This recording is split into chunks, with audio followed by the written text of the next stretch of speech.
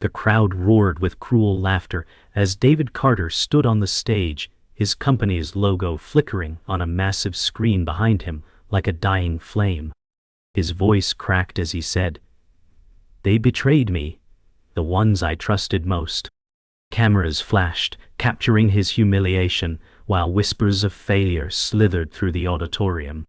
Investors who once applauded now turned away, their faces painted with cold disdain. A rival executive smirked in the front row, basking in the downfall.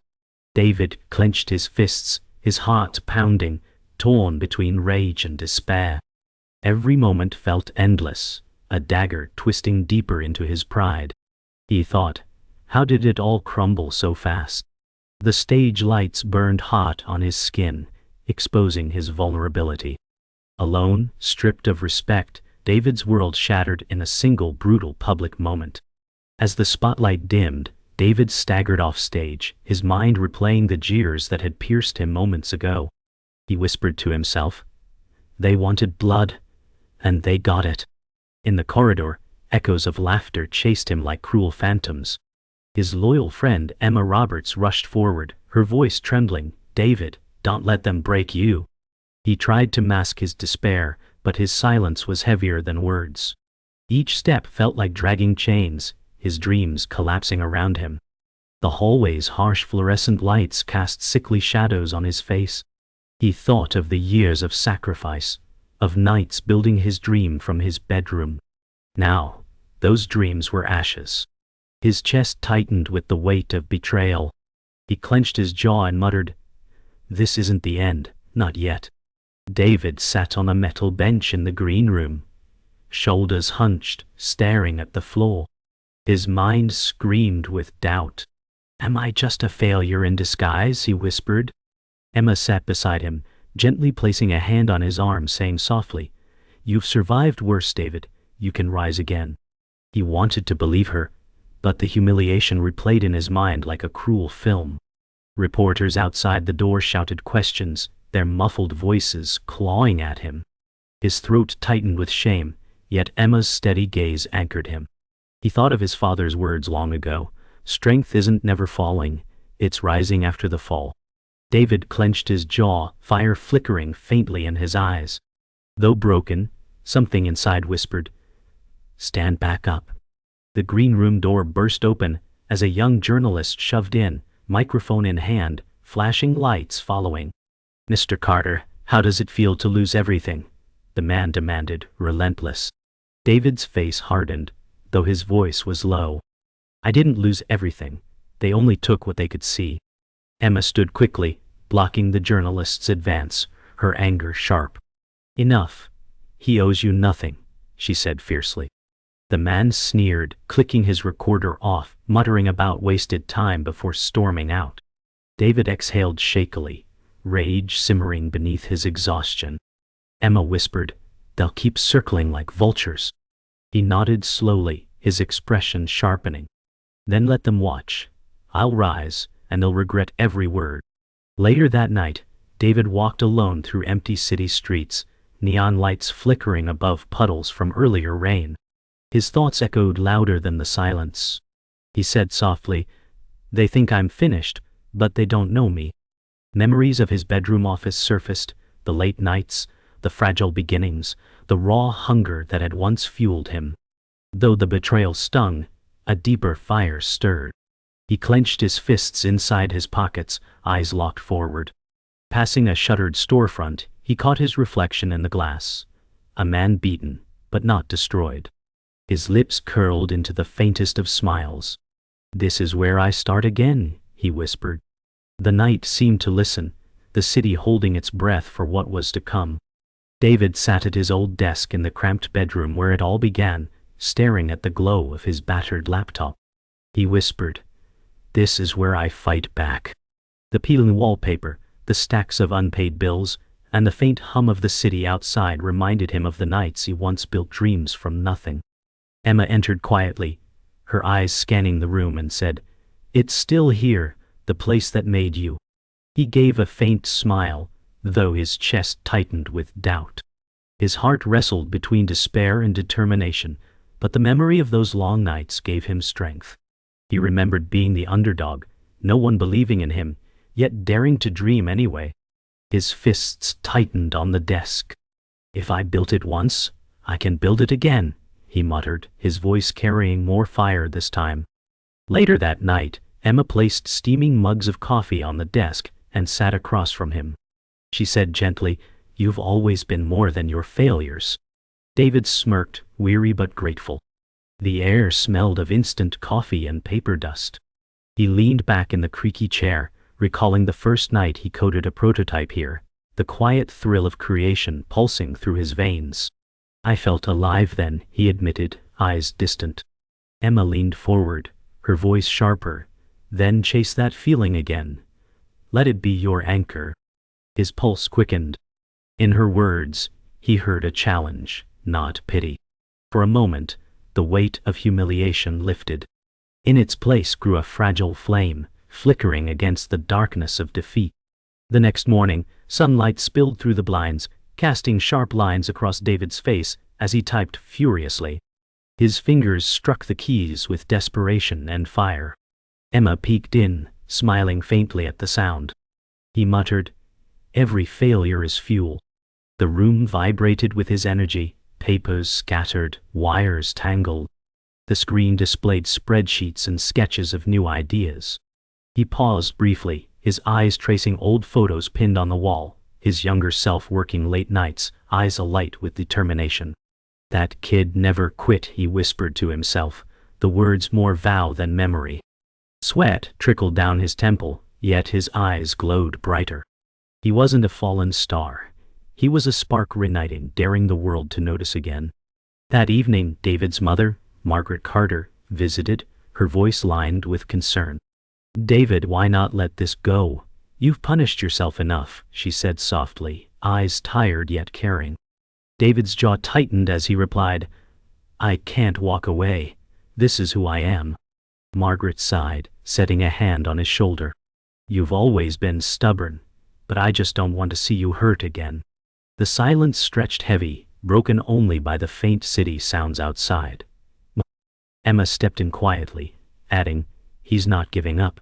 He's rebuilding."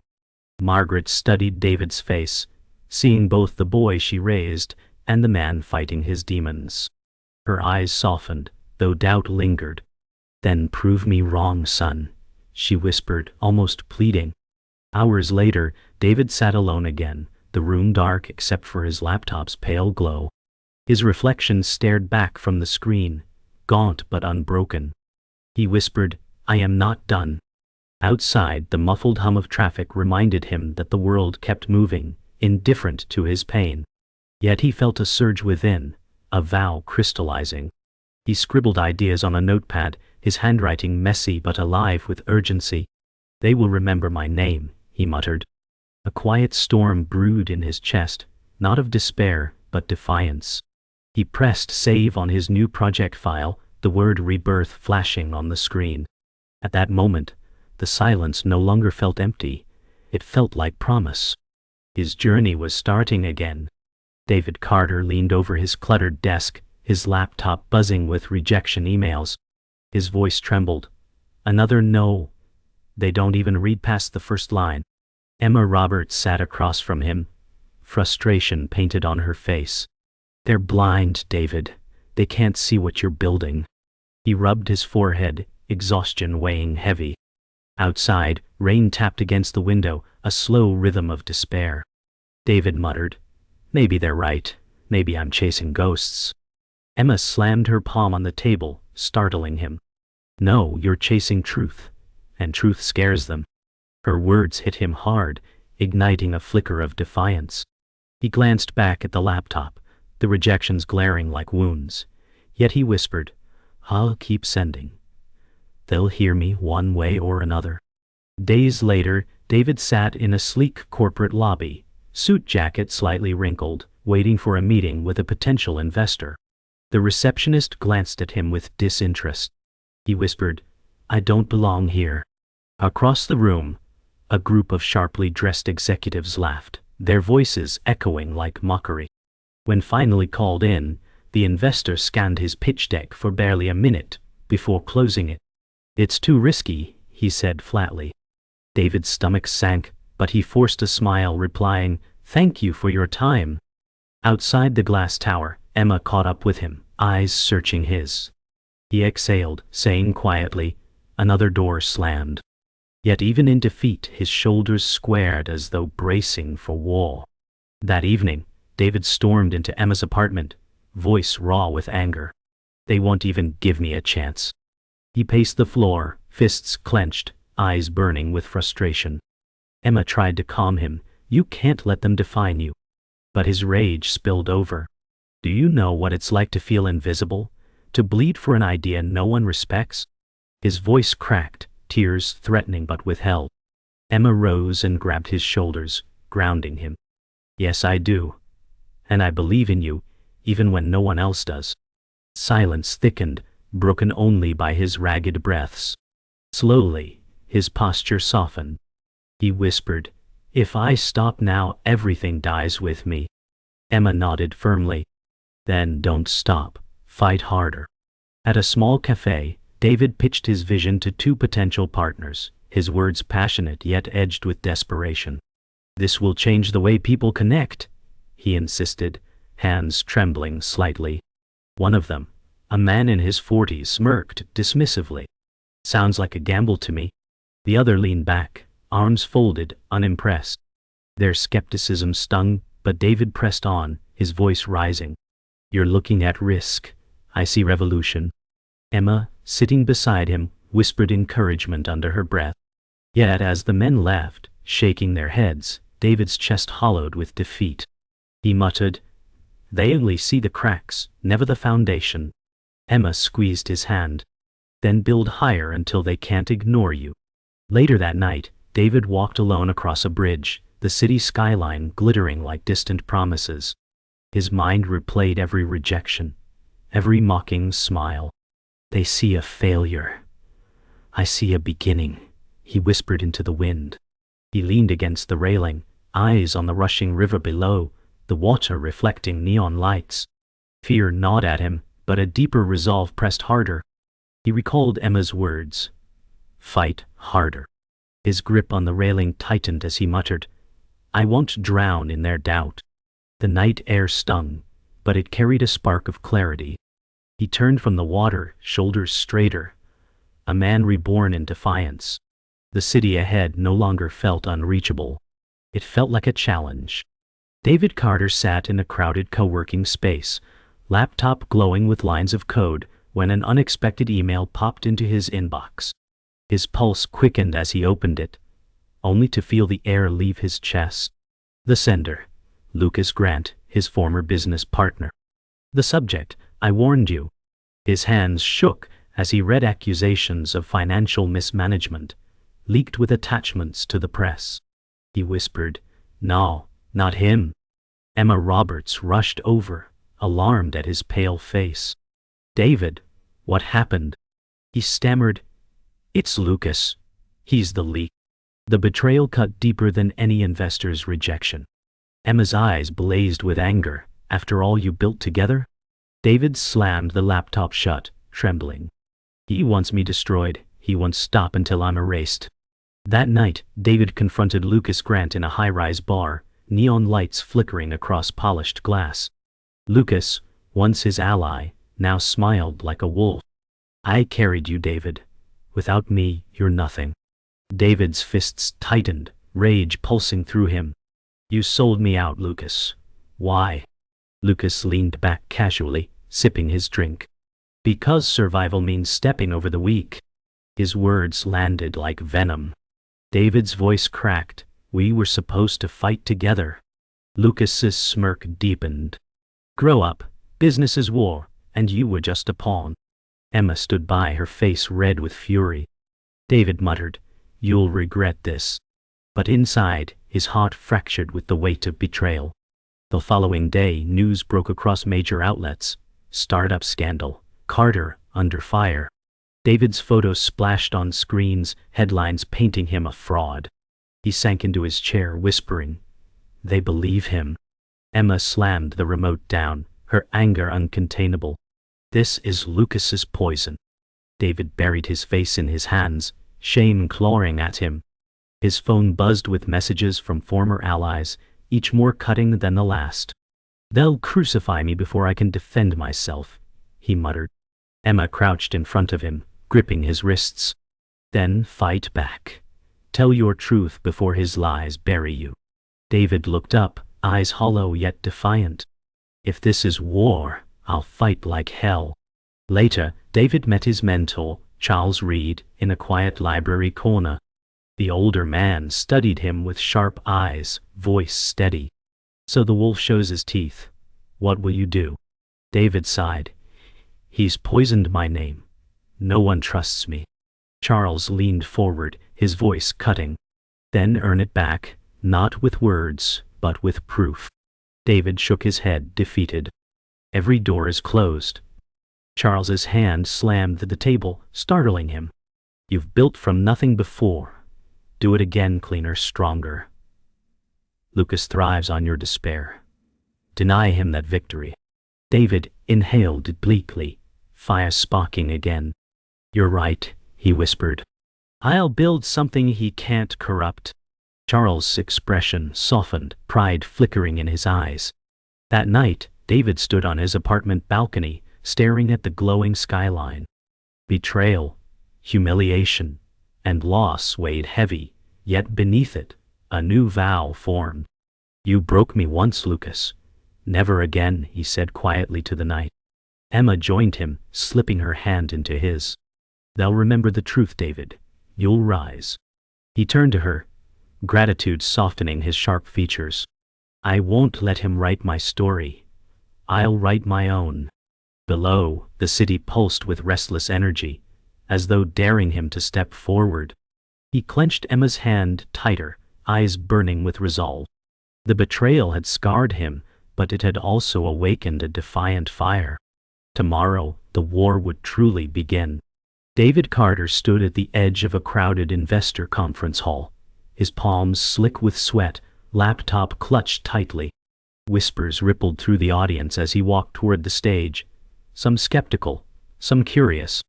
Emma Roberts squeezed his shoulder, whispering, "You've got this." He forced a breath, stepping into the spotlight that once exposed his failure.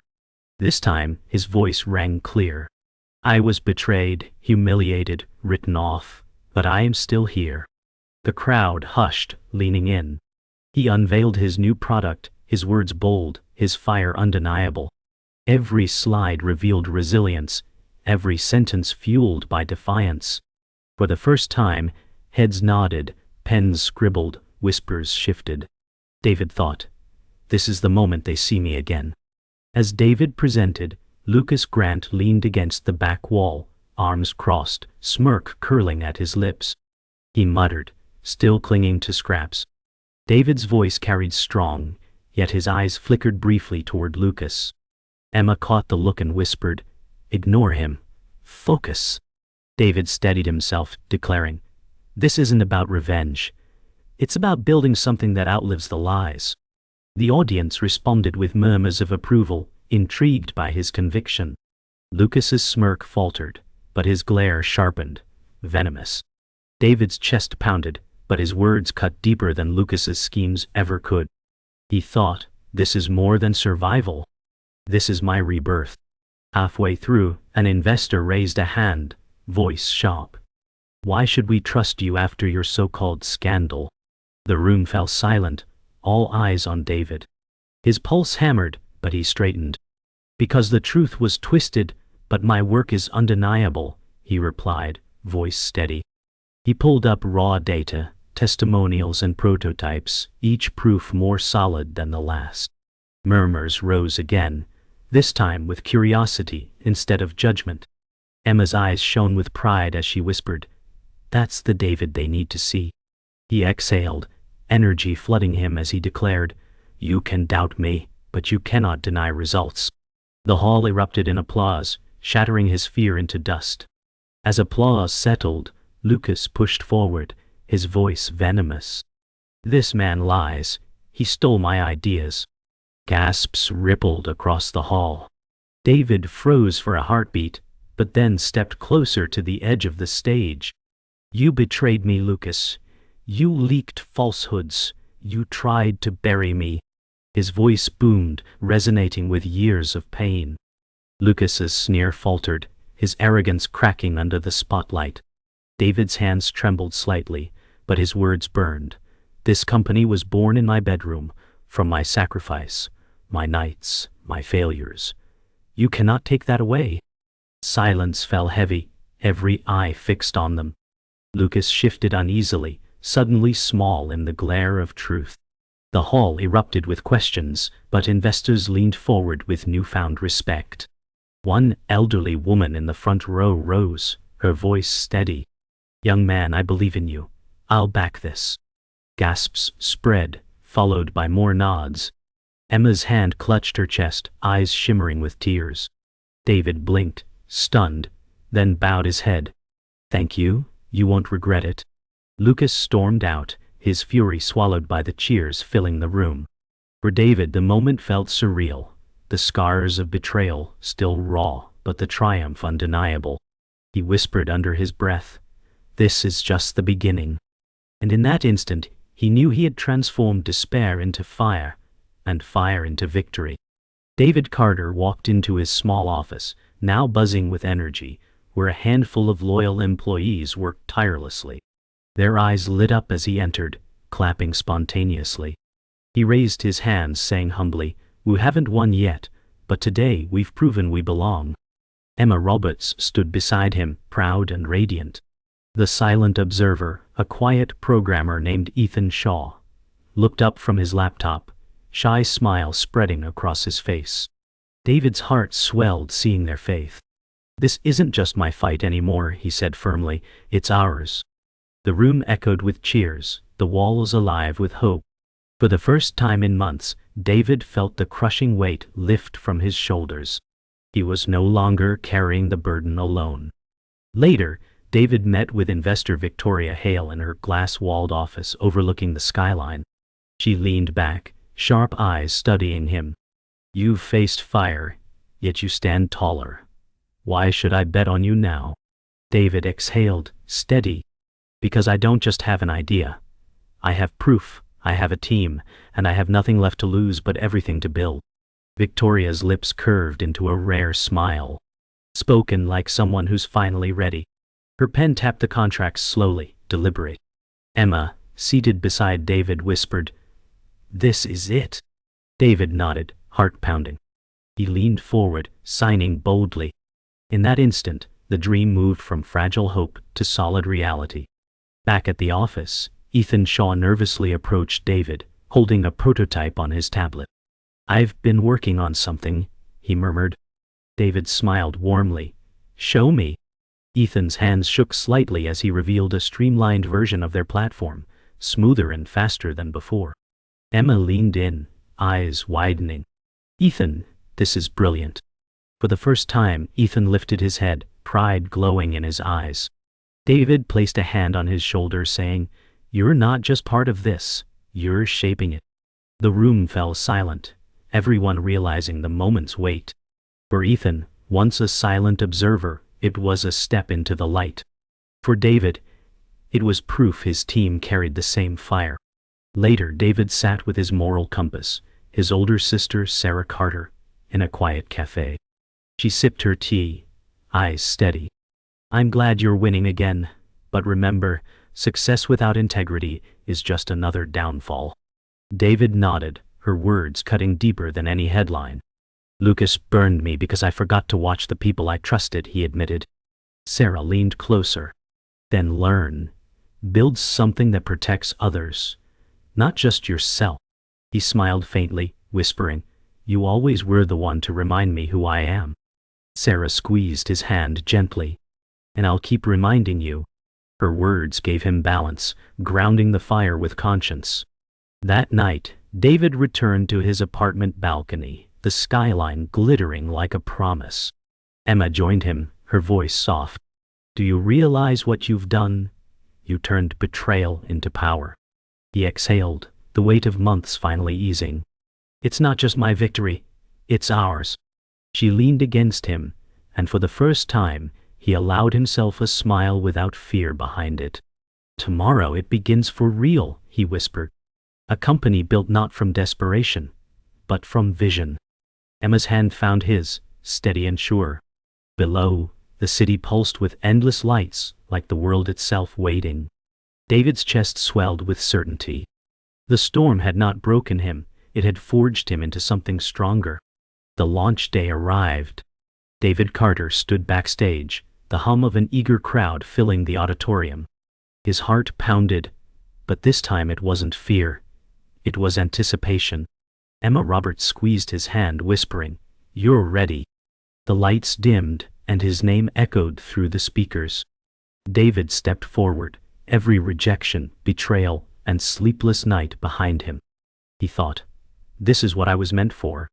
The audience erupted into applause as he reached the stage. He smiled, steady and unshaken, saying, "Years ago, I started from a bedroom with nothing but belief. Today I stand here with proof that belief can change everything." The crowd leaned in, captivated, their energy fueling him. David unveiled the final product demo, the sleek interface glowing across giant screens. His voice resonated with clarity. "This is not just technology. It's connection, empowerment, possibility." Gasps and murmurs spread as the platform displayed real-time results. Investors exchanged impressed glances, some recording on their phones. Emma's eyes sparkled, pride shining brighter than the lights. David declared, "This is proof that even broken dreams can be rebuilt stronger." The hall filled with applause, and for a fleeting moment, he closed his eyes, absorbing the sound like oxygen. It was no longer a fight for survival, it was victory earned. Lucas Grant appeared at the back of the hall, arms crossed, face twisted with bitterness, as the crowd cheered David. For a moment, David's eyes locked with his old rivals, but instead of anger he felt calm. He thought, "I don't need revenge. I've already won." Lucas turned abruptly, storming out into the shadows, his arrogance collapsing in silence. David continued, unwavering. "This company was built not on greed, but on resilience, trust, and vision." The audience rose to their feet, a standing ovation echoing like thunder. Emma's hands came together with tears in her eyes. David knew the war was over. After the presentation, David stood with his team backstage. Ethan Shaw held up his tablet proudly, saying, "We did it." Emma hugged David tightly, whispering, "You turned ashes into gold." David looked at them, his eyes glistening. "This victory isn't mine alone. It's ours." Charles Reed, his mentor, appeared with a proud smile, saying, "You've finally learned what matters." David bowed his head in gratitude. The once fractured group now felt like family. In that moment, he realized he hadn't just rebuilt a company. He had rebuilt himself. He said softly, "From my bedroom to the world, we made it." That night, David stood alone on his balcony once more, city lights stretching endlessly before him. The journey replayed in flashes: betrayal, despair, fire, rebirth. He whispered, "I lost everything, but I found myself." Emma stepped outside, resting her head against his shoulder. "And you gave hope to all of us," she said softly. David's lips curved into a faint smile. He looked at the skyline, his heart calm, yet burning with new dreams. "This isn't the end," he murmured. "It's only the beginning."